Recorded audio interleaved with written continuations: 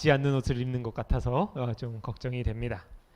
그러나 이 시간 우리 주님께서 함께 해주셔서 저의 입술과 또 우리 성도님의 마음에 충만한 성령을 부어주실 것을 믿습니다.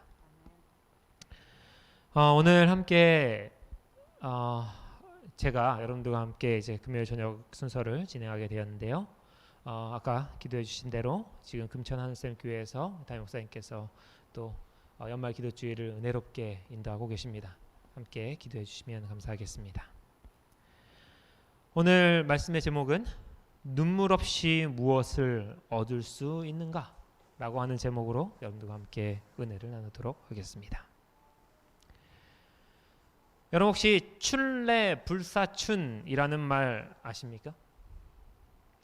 봄춘, 올래, 아니 불, 닮았다 할 때 닮을 사, 봄춘 이렇게 있는 말입니다. 뜻을 해석하자면 이렇습니다. 봄이 왔다지만 날씨가 영 봄을 닮지 않았다 라는 뜻입니다. 주로 변덕이 심한 꽃샘추위를 이를 때 쓰는 말입니다. 한겨울 동장군이 지나가고 나뭇가지에 꽃망울들이 막 맺히기 시작하면 우리는 다들 의래 봄이 왔구나 하는 생각을 합니다. 그러다가 갑자기 드센 추위가 몰아치고 열렸던 꽃봉오리들이 움츠러들 때가 옵니다. 춘풍 바람에 겨울 다 지나갔구나 생각하고 두꺼운 옷 다 집어넣어놨는데 그때가 되면 또다시 그것을 끄집어내어 며칠 동안 입고 다녀야 하는 것입니다. 어떤 분들께서는 아니 이제 12월이고 아직 겨울 지나려면 멀고 봄 오려면 한참 남았는데 왜 봄 타령이냐 하실 것입니다. 왜냐하면 지금 우리가 당한 상황이 춘래 봄사춘의 상황이 아닐까 하기 때문입니다. 봄이 왔는 줄 알았는데 아직 찬바람이 좀 더 남은 것 같습니다. 저희 가족은 쿠팡에 항상 마스크가 올라와 있습니다. 장바구니. 그런데 요즘 이제 얼마 전까지 돌아가는 걸 보아하니 이제 장바구니에서 마스크를 빼도 되지 않을까 하고 삭제를 했어요. 그런데 이 며칠 사이에 뉴스를 보니까 곧 마스크가 부족해질 것 같고 다시 장바구니에 넣어놓을 수밖에 없었습니다. 저 개인적으로도 이제 이렇게 우리가 일상으로 돌아가자라고 하니까 크리스마스 때쯤에는 가족끼리 좀 어디 놀러 갈 수 있지 않을까 하고 머릿속으로 여기저기 어디를 가볼까 생각하다가 뉴스를 보고 헛된 꿈을 꾸었구나 하고 그만두었습니다. 여러분들께서도 내심 조금만 있으면 교회 식당에서 밥을 먹을 수 있지 않을까? 라고 하셨던 분이 계실지 모르겠습니다. 제 생각에 좀 더 기다려야 될 것 같습니다. 잠옷 실망스러운 마음을 표현할 때 춘래불사춘이라고 하는 것입니다. 이런 실망스러운 여러분의 마음에 어떤 위로라도 드릴까? 오늘 한 말씀을 좀 읽어드리겠습니다. 시편 126편 1에서 6절에 있는 말씀입니다. 여호와께서 시온의 포로를 돌려보내실 때에 우리는 꿈꾸는 것 같았도다. 그때 우리 입에는 웃음이 가득하고 우리 혀에는 찬양이 찼었도다. 그때 문 나라 가운데에서 말하기를 여호와께서 그들을 위하여 큰 일을 행하셨다 하였도다. 여호와께서 우리를 위하여 큰 일을 행하셨으니 우리는 기쁘도다. 여호와여 우리의 포로를 남방 시내들 같이 돌려보내소서. 눈물을 흘리며 씨를 뿌리는 자는 기쁨으로 거두리로다. 울며 씨를 뿌리러 나가는 자는 반드시 기쁨으로 그 곡식단을 가지고 돌아오리로다. 여러분 이 말씀을 다시 한번 들어보십시오. 여호와께서 시온의 포로를 돌려보내실 때에 우리는 꿈꾼 것 같았도다. 오늘 이 시를 노래하는 사람에게 꿈만 같던 일이 일어났던 모양입니다. 다시는 돌아갈 길이 없다고 생각한 고향 땅에 돌아온 것입니다. 영원히 잃어버렸다고 생각한 순간을 다시 한번 누릴 수 있게 되었기 때문입니다. 이 시인의 주변에 있는 모든 사람들은 아마도 얼굴에 웃음을 가득 띠고 있었을 것입니다. 그들의 입에는 누가 시키지도 않았지만 찬양이 가득하다라고 말하고 있습니다. 무엇 때문에 이들이 이렇게 기뻐하는가? 오늘 이 말씀의 배경은 다니엘의 삶 마지막과 연결되어 있습니다. 우리가 지난주에 다니엘서를 거의 다 마쳤죠. 그러나 오늘은 그 이후의 이야기입니다. 다니엘의 삶 그 마지막은 아이러니하게도 다니엘서 12장 끝에 적혀 있지 않고요. 어디에 적혀 있냐면 다니엘서 1장 마지막에 적혀 있습니다. 이렇게 말합니다. 다니엘은 고레스 왕 원년까지 있으니라. 그의 운명의 마지막이 고레스 원년까지 이어졌다는 말입니다. 그리고 역대하 36장 22, 23절은 이렇게 말합니다. 바사의 고레스 왕 원년에 여호와께서 예레미야 입으로 하신 말씀을 이루시려고 여호와께서 바사의 고레스 왕의 마음을 감동시키시매 그가 온 나라에 공포도 하고 소서도 내려 이르되 바사 왕 고레스가 이같이 말하노니 하늘의 신 여호와께서 세상 만국을 내게 주셨고 너에게 명령하여 유다 예루살렘의 성 건축하라 하셨나니 너희 중에 그의 백성된 자는 다 올라갈지어다. 너희 하나님 여호와께서 함께 하시기를 원하노라 하였더라. 오늘 본문의 말씀 시편 126편의 기자는 지금 이 상황에서 다시 고향으로 돌아가는 그 일행 중에 한 명이었습니다.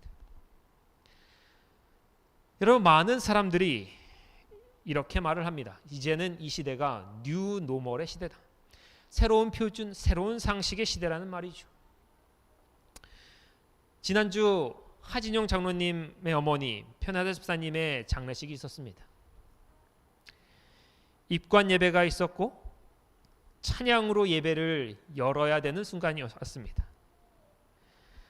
그러나 그곳에서 울려 퍼졌던 것은 찬양의 소리가 아니었습니다. 바로 이렇게 괴로운 인생길을 가는 몸이 평안히 쉴 곳은 아주 없네. 걱정과 고생이 어디는 없으리 돌아갈 내 고향 하늘나라. 찬미가의 가사를 낭독하는 것으로 찬미를 대신했습니다. 장례식장에서 다 같이 모여서 찬미를 부르는 것을 허락해 주지 않았기 때문이죠. 충분히 이해할 수 있는 부분입니다. 지금 확진자가 큰 폭으로 늘어간다고 하고 그럴 때에 우리들에게 던지는 교회 바깥에서 교회 안에 있는 사람들에게 던지는 그 우려의 시선을 굳이 사서 받을 필요는 없습니다. 그러나 여러분, 그렇다고 교회가 희망을 잃은 듯한 모습을 보여서는 안 됩니다. 어떤 경우에도 교회는 무기력한 모습을 보여서는 안 됩니다. 하나님을 생명의 창조자로 섬기는 교회는 무엇보다도 생명의 활력이 교회 안에 남아 있어야 합니다.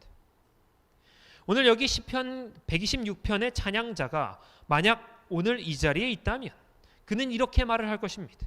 우리도 바벨론에 있을 때에 사방이 꼭 막힌 것 같았습니다. 우리는 그곳에서 우상에게 절하라는 법령을 맞이했습니다. 그렇지 않으면 풀무불에 던져지겠다는 위협을 받기도 했습니다. 또한 한 달 동안 하나님께 기도하지 말라는 명령과도 싸워야 했습니다. 이 명령을 따르지 않으면 사자굴에 던지겠다는 협박을 받았습니다. 결코 사그라들 것 같지 않았던 바벨론의 힘을 볼 때에 포로인 우리는 자유롭게 된다는 것은 요원한 일처럼 보였습니다. 그러나 주님께서 자신의 약속을 지켜주셨습니다. 하늘의 아버지께서 그분의 백성들을 돌아보셨습니다. 우리는 우상에게 절하라고 시킨 그 왕의 입술에서 하나님을 찬양하는 것을 들었습니다. 자신에게만 기도하라고 강요하던 그 권력의 인장이 우리를 해방하는 문서에 도장을 찍은 것을 보았습니다. 하나님은 살아계시고 그분은 전능하십니다 라고 간증을 하지 않겠습니까? 여러분, 바벨론에 살던 이스라엘의 포로들도 때때로 그들은 목 놓아 찬양하지 못하고 우리처럼 찬양을 읊조려야 했을 것입니다. 그들도 정부로부터 집합 금지 명령을 받고 각각 집에서 말씀을 읽을 때가 있었는지 모르겠습니다.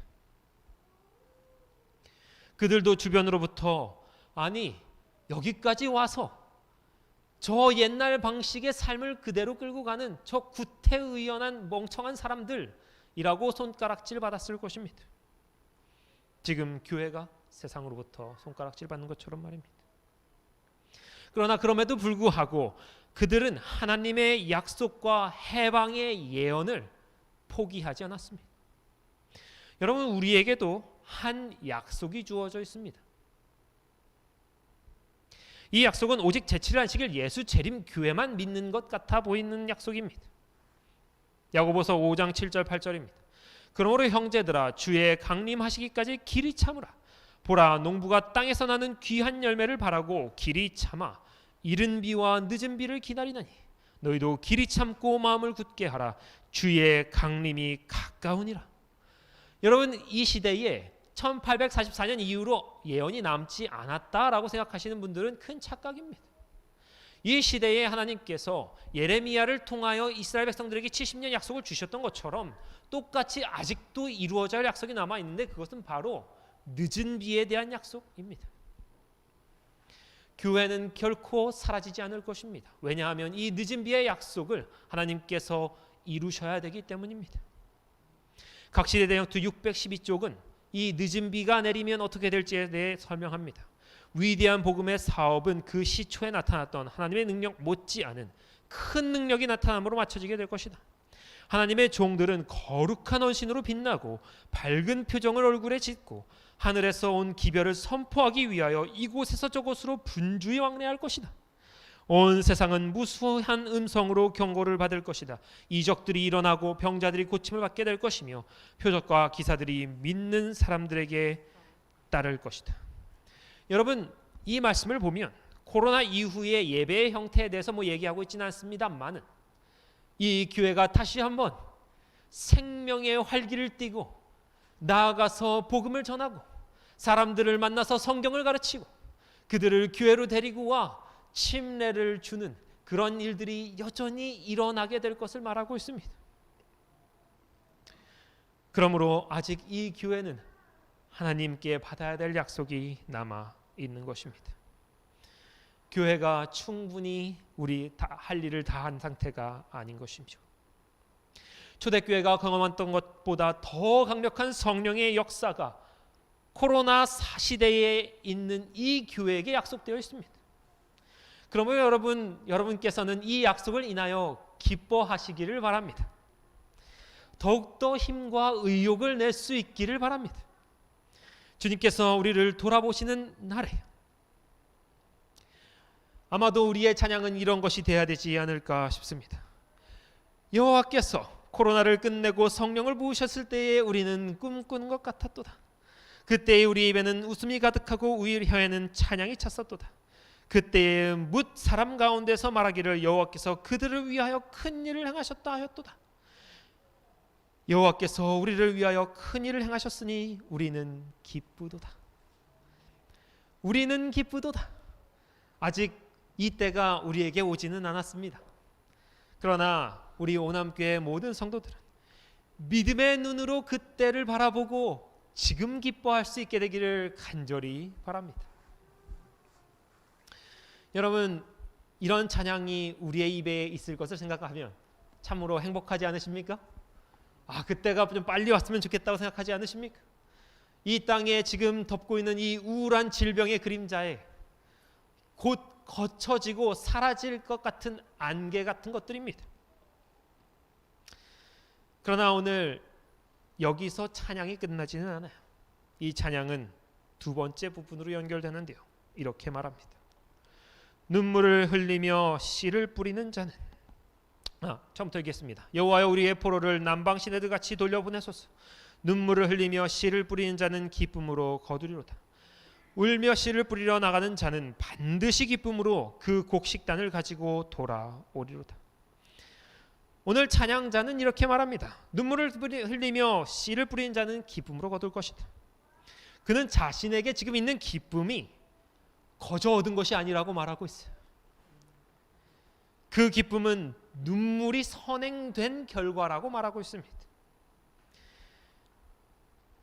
그는 지금 누구의 눈물에 대해 이야기하고 있는 것일까요? 가장 먼저 생각할 수 있는 것은 당연히 다니엘일 것입니다. 왜냐하면 그는 정말로 눈물의 사람이었기 때문입니다. 바벨론 궁정에서 그가 뜻을 정하였다라고 얘기했을 때에 그는 만국의 백성으로서 오랜 눈물 흘린 끝에 내린 결론이었을 것입니다.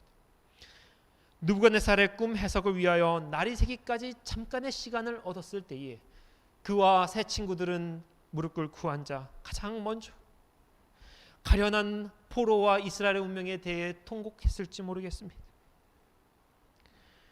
열린 창문으로 다니엘이 기도의 모습을 보여줄 때에 그는 길가의 행인들에게 자랑하거나 교만하게 모습을 보인 것이 아니었습니다. 오히려 행인들은 그가 가슴을 쥐어짜면서 심한 눈물 가운데 통곡하는 모습을 봤을 것입니다. 여러분, 영적인 법칙이 오늘 여기에 있습니다. 기쁨 전에 반드시 눈물이 있어야 한다. 아기를 품에 안는 기쁨을 누리기 위해 산모는 참으로 고통에 찬 눈물을 흘려야 합니다. 한 명의 청년이 지식인으로 인정받는 기쁨을 누리기 위해서는 그가 오랜 시간 동안 책장을 뒤적이는 눈물을 흘려야 합니다. 한 명의 신앙인을 탄생시킬 때에 또한 역시 많은 눈물이 필요한데 바울은 이렇게 말합니다. 그러므로 너희가 일깨어 내가 3년이나 밤낮 쉬지 않고 무엇으로? 눈물로 각 사람을 훈계하던 것을 기억하라. 여러분, 눈물이 없는 기쁨은 기쁨이 아닙니다. 다른 이름을 가지고 있어요. 눈물이 없는 기쁨을 우리는 쾌락이라고 부릅니다. 주님께서 우리에게 쾌락을 주기를 원하지 않으십니다. 그분은 기쁨 주시는 분이라고 말하고 계세요. 그러므로 우리 그리스도인의 진정한 기쁨은 반드시 눈물이 선행될 때 오는 것입니다. 여러분, 출래불사춘 아까 말했습니다. 영적 봄이 오는가 하고 설레던 마음이 좌절된 것입니다. 그런데 이 시간이야말로 오히려 우리가 눈물로 씨를 뿌리기에 가장 적당한 시간이 아닙니까?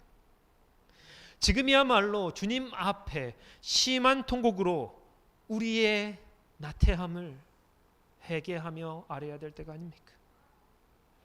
여러분, 이 안식일이야말로 주의 교회와 백성을 위하여 통곡하며 우리의 눈물이 흘려져야 될 때가 아닐까요? 남자가 눈물을 몇 번까지 흘릴 수 있나요? 몇 번까지 흘릴 수 있습니까? 3번까지 흘릴 수 있다고 이야기합니다. 왜냐하면 대부분의 경우 우리나라의 문화는 눈물을 연약함의 상징으로 보기 때문에 그렇습니다. 남자가 울면 뭐라고 합니까? 사내 놈이 질질 짠다고 뭐라고 하죠. 여자가 울면 뭐라고 합니까? 괜찮다고 합니까? 이런 말을 써도 되는지 모르겠지만 재수없다 막 이런 얘기를 하는 경우도 있습니다. 심지어 아이가 울 때는 어떻게 합니까? 아이가 좀 울고 싶으면 울도록 좀 놔두지 않고 어떻게 해요? 달래고 얼르고 해서 어떻게든지 그 울음을 빨리 마치게 하려고 합니다. 그러나 여러분, 성경에서 눈물은 강함의 상징입니다. 눈물이야말로 하나님께서 주목하여 보는 현상입니다. 모든 피조 세계에서 오직 사람만이 하나님의 형상을 가졌는데, 그래서 동물들이 감히 따라하지 못하는 몇 가지 능력이 있는데요, 그 중에 하나가 뭡니까? 눈물을 흘리는 것입니다. 물론 악어도 눈물을 흘린다고 하지만 그 눈물과 사람의 눈물과는 질적으로 다르죠.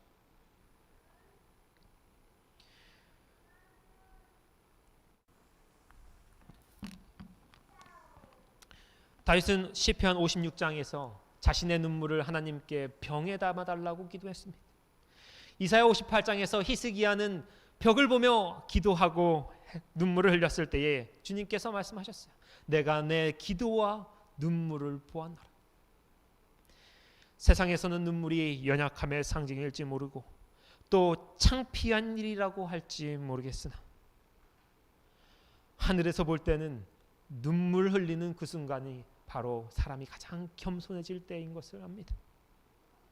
눈물 없이 드려진 헌신이 얼마나 진실하다고 할 수 있겠습니까?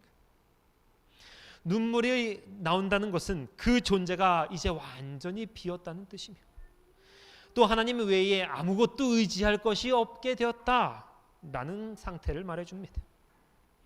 여러분, 우리 주님께서도 우셨습니다. 히브리서 5장 7절에 이렇게 말합니다. 그는 육체에 계실 때에 자기를 죽음에서 능히 구원하실 이에게 심한 통곡과 눈물과 간구로 소원을 올렸고 그의 경건하심을 말미암아 들으심을 얻었느니라. 이 눈물은 왜 흘려졌는가? 예수께서 심한 통곡과 눈물로 하늘아버지께 기도를 드리신 것은 우리를 위함이었다. 눈물을 흘리시고 구주의 얼굴이 슬픔과 고통으로 인생보다 상하게 되신 것은 지금 우리가 탐닉하고 있으며 예수님의 사랑을 밀어내게 하는 교만과 허영과 쾌락에 대한 집착으로부터 우리를 구원하시기 위함이었다. 여러분, 기억하십시오. 여기 마지막 부분에 이렇게 말하고 있습니다. 우리를 구원하시기 위하여 그리스도께서 심한 통곡과 눈물을 흘리셨다. 여러분, 예수님께서 흘리신 눈물의 파워가 예수님께서 떡 5개로 5,000명을 먹이신 그 능력이 우리를 구원하는 것이 아니라 병자를 말씀으로 일으키신 그 능력이 우리를 구원하는 것이 아니라 주님이 흘리신 눈물, 그 통곡이 우리를 구원하겠다라고 말하고 있습니다.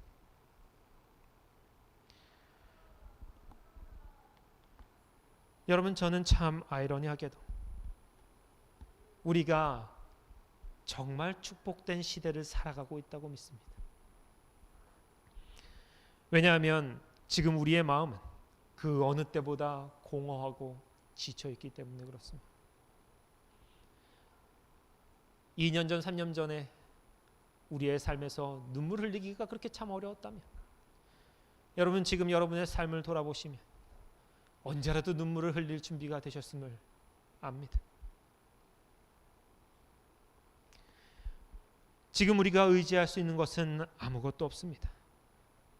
주님께서 이 교회 그리고 서중원 앞에 한국연합회 온 세계에 있는 제7안식 예수 재림교회에게 2년 동안이나 행사를 그치게 하셨어요.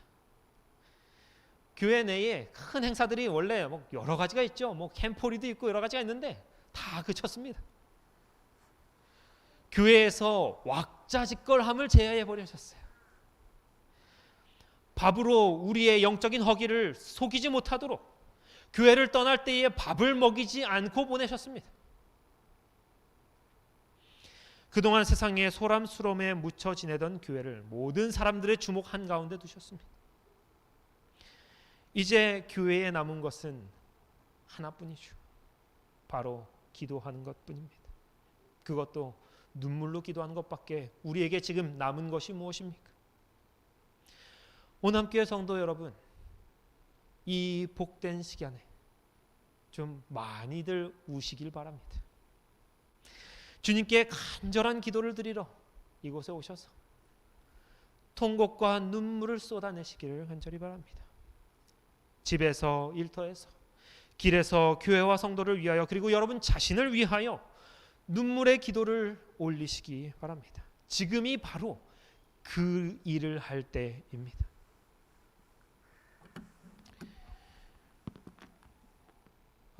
요즘에 젊은 사람들이 귀농을 많이 한다고 제가 들었습니다. 여러분 맞습니까? 네, 혹시 귀농해야지 우리 생각해 보신 적 있으십니까? 네.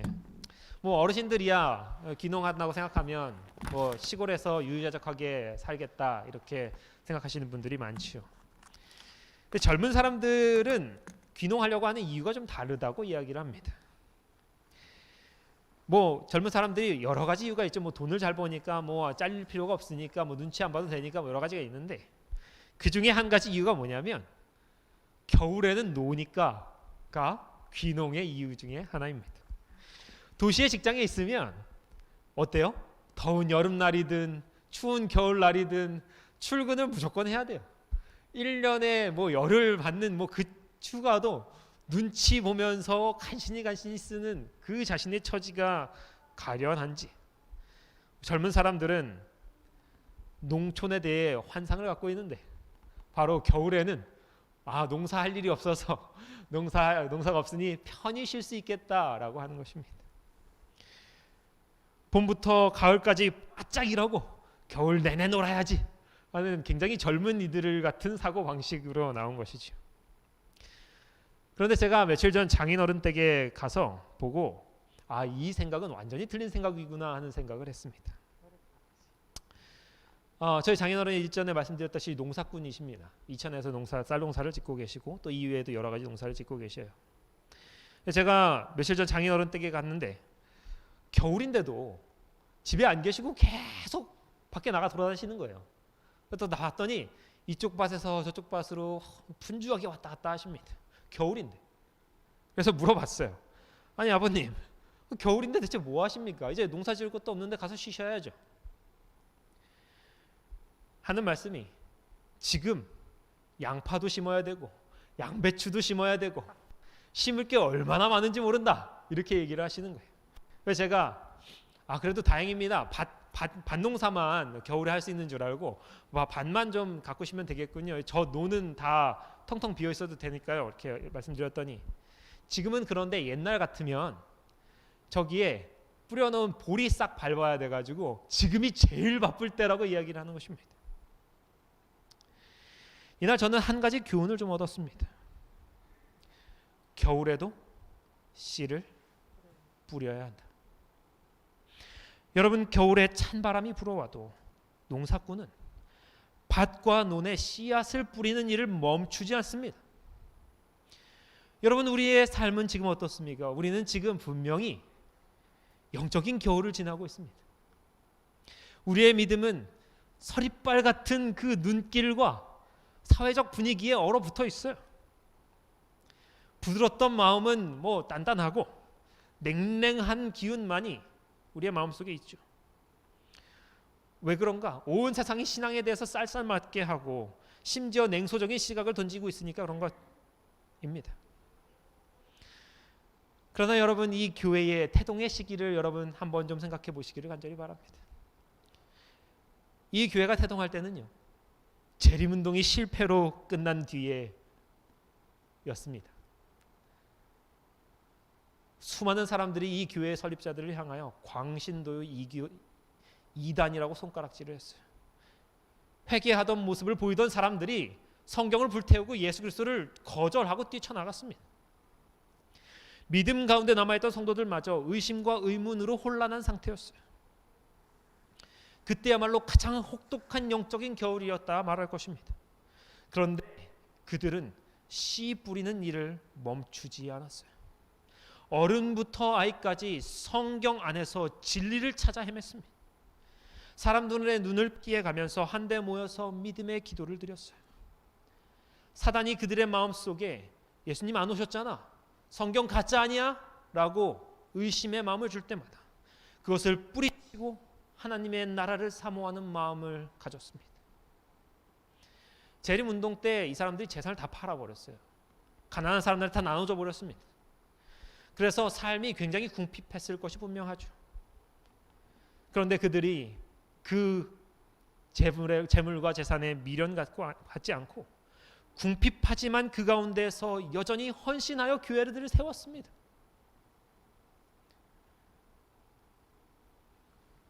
그 당시 그들의 마음에 있던 말씀은 많이 심는 자는 많이 거두고 적게 심는 자는 적게 거두니라. 사람이 무엇을 심든지 그대로 거두리라. 여러분, 이 말씀을 붙들고 우리 교회의 초대 선배들은 겨울에도 씨를 뿌렸어요. 그리고 제7일 안식일 예수재림 교회는 전 세계에 퍼져 세천사의 기별을 선포하며 우리가 이 코로나 시절 이전까지 그 열매를 마음껏 누렸습니다. 다시 영적인 겨울이 온 지금 여러분은 어떻게 하시겠습니까? 겨울이 왔으니 놀자. 겨울이 왔으니 우리가 일할 것이 없다 라고 하시겠습니까? 아니면 우리의 선배들처럼 겨울에도 씨를 뿌려야겠다, 그러한 결심을 하시겠습니까? 눈물을 흘리며 씨를 뿌리는 자는 기쁨으로 거두리로다. 울며 씨를 뿌리는 자는 울며 씨를 뿌리러 나가는 자는 반드시 기쁨으로 그 곡식단을 가지고 돌아오리로다. 여러분, 여기 맨 마지막 줄에 두 개의 똑같은 문장이 반복되는데 하나가 딱 달라요. 뭐냐면 반드시라는 말이 맨 뒷문장에 삽입되어 있습니다. 그러므로 이 반드시의 앞 뒤의 내용을 살펴보면 이 시편 저자가 무엇을 강조하려 하는지 분명히 알 수 있습니다. 눈물로 씨를 뿌리면 기쁨으로 거두리로다. 여러분, 지금 세상은 힘들려 씨 뿌리지 않고 열매를 얻으려고 하는 풍조가 가득합니다. 그 일례로 코인, 주식, 얼마나 많은 사람들이 지금 관심을 갖는지 몰라요. 심지어는 부동산. 힘들여 일하지 않아도 큰 돈을 얻을 수 있으라는 생각에 거기에 뛰어들곤 합니다. 영적인 것도 마찬가지죠. 코로나로 인하여 신앙이 쉬워지고 말았습니다. TV만 틀면, 어플만 키면 설교를 입맛대로 골라 들을 수 있어요. 안식일에 안식일 학교부터 설교 예배까지 좀 길다라고 하셨던 분들, 이제는 골라서 딱 설교 예배만 참석하실 수 있는 시대가 되었습니다. 그러나 여러분, 이 우리의 삶 어디에 눈물로 씨를 뿌릴 때 기쁨으로 단을 거두겠다고 하는 그 원리가 남아 있나요? 여러분, 우리의 신앙생활이란 무슨 뜻입니까? 하나님의 자녀로서 구별되어 거룩하게 사는 것 아닙니까? 주님께서 일찍이 우리들에게 이렇게 말씀하셨어요. 세상이 나를 핍박한 것처럼 너희도 핍박하리라. 주인에게 이렇게 하거늘 하물며 종들에게까지야. 예수님 가는 길을 따르는 사람은 눈물 없이는 한 발자국도 뗄 수 없다고 말씀하신 것입니다. 세상이 우리를 자기 편으로 인식하면 핍박이 없겠죠. 눈물을 흘릴 기회가 없을 것입니다. 믿음이란 하나님의 뜻을 성경에서 발견하고 순종하는 것을 말하죠. 이 일을 위해서 말씀과 씨름하고 자신의 자아를 포기하는 일이 있게 됩니다. 여러분, 자아를 포기하는데 어찌 그곳에 눈물이 없겠습니까? 야곱이 한 것처럼 사력을 다한 싸움과 통곡이 있을 때 믿음이 있는 것입니다. 믿음에서 더 나아간 헌신은 무슨 단어인가? 자신의 몸을 던진다는 뜻이에요. 여러분, 자기 자신의 모든 삶을 포기하고 하나님께 몸을 던지는데 그 과정에 눈물이 없다? 말이 됩니까? 눈물로 씨를 뿌리는 자는 기도를 뿌리는 것이요, 눈물로 씨를 뿌리는 자는 사랑을 뿌리는 것이요, 눈물로 씨를 뿌린다는 의미는 헌신과 희생을 주님 앞에 내어 드린다는 말입니다. 이것들은 다 하늘에서 가장 소중하게 여겨지는 것들입니다. 여러분, 저는 이 시간 우리의 삶에 아직도 이러한 단어들이 남아 있는지 돌아보시기를 권면드립니다. 결론을 내겠습니다. 여러분, 우리는 울어야 합니다. 지금은 울 때입니다. 더 많이 눈물을 주님 앞에서 뿌려야 합니다. 기도의 가운데 회개의 눈물을 뿌려야 하고, 가족의 신앙을 위해 사랑의 눈물을 뿌려야 합니다. 교회의 사업을 돕기 위해 헌신의 눈물을 더욱 뿌려야 합니다. 성령의 부흥을 위해 개혁의 눈물을 흘려야 합니다. 여러분, 이 시대는 분명하게 기쁨으로 거두는 시대는 아닙니다. 그러나 울며 씨를 뿌리는 시대는 분명합니다. 시편 기자가 말한 것처럼 우리 주님 오셔서 추수할 때가 얼마 남지 않았습니다. 우리 오남교회 모든 성도들이시오, 그때까지 최선을 다해서 여러분의 삶에서, 여러분의 하나님과의 신앙과의 관계에서 눈물로 씨를 풍성하게 뿌리시고 풍성한 열매 맺는 그러한 수확의 계절을 맞이하게 되시기를 간절히 바라면서 오늘 말씀을 마치도록 하겠습니다. 기도하시겠습니다. 사랑과 자비가 많으신 아버지 하나님, 온 세상이 이제 겨울로 접어들었으나 2년 전부터 불어오기 시작한 이 영적인 겨울은 갈수록 더 혹독해져만 갑니다. 아버지 주님, 이제 우리의 마음에 잠시간의 희망이 솟았으나 다시 한번 그것이 뒤로 밀리는 그러한 아린 경험을 하고 있습니다. 주여, 당신께서 은혜를 부어주셔서 당신의 자비를 이 땅에 보여주셔서 이 코로나가 속히 물러갈 수 있도록 주님 도와주시옵소서. 세상 사람들이 말하는 것처럼 1년 뒤, 2년 뒤 이런 것이 아니라 당신께서 이스라엘 백성들을 삽시간에 해박시키셨던 것처럼 우리도 당신의 은혜로 그렇게 되기를 원하나이다. 아버지, 그러나 그때를 우리가 무기력하게 기다리는 것이 아니요, 그때를 우리가 그저 허송세월하며 기다리는 것이 아니요, 우리의 눈물로 씨를, 이 복음의 씨를, 믿음의 씨를 뿌릴 수 있도록 도와주시옵소서. 당신께서 우리들에게 그리스도의 계절을 주실 때에 우리가 풍성하게 열매 맺을 수 있도록 이때에 우리로 하여금 성실하게 주의 농원에서 농사를 짓게 도와주시옵소서. 아버지, 감사를 드리며 예수님의 이름으로 간절히 기도드렸습니다. 아멘.